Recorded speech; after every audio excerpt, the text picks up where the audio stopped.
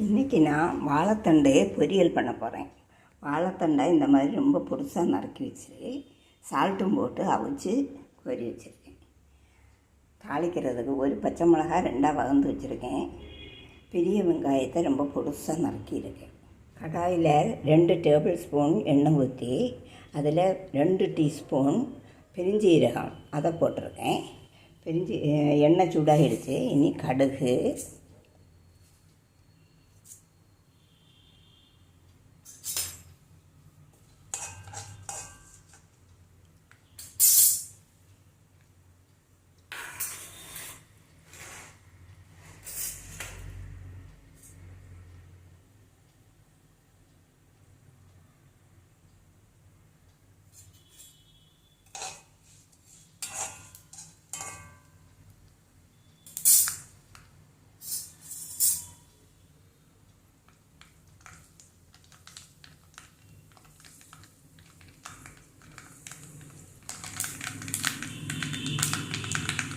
கருவேப்பிலை, அப்புறமா இந்த பச்சை மிளகு 2 கீறினது அதில் போடணும். போட்டு இந்த வெங்காயம் நறுக்கினதையும் அதில் போட்டணும்.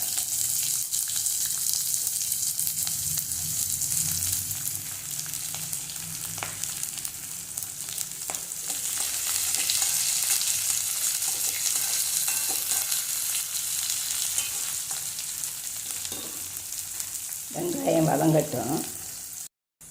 அதில் ஒரு டொமேட்டோ நறுக்கியிருக்கேன். அதையும் அதில் போட்டு நல்லா வதக்கணும்.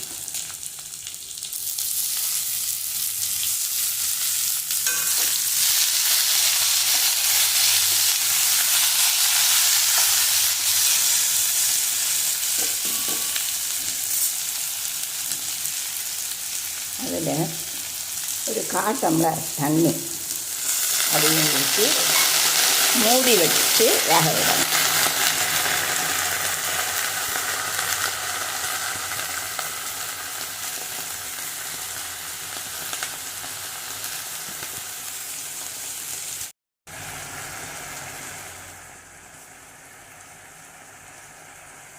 வதங்கிடுச்சு. இனி அதில் இந்த வாழைத்தடை அவிச்சு வச்சுருக்கேன் இல்லையா, அதை அதில் கொட்டணும்.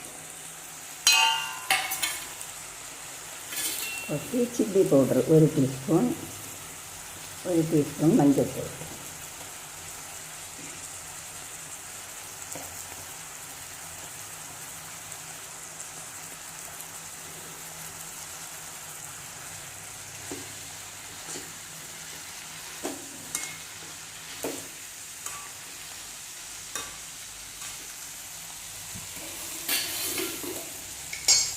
கொஞ்சமாக தண்ணியோட விட்டு விடுங்க.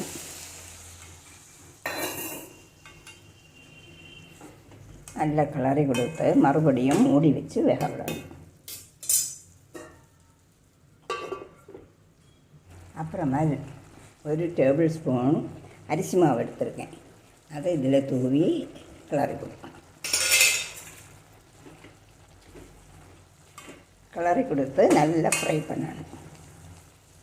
லோ ஃப்ளேமில்.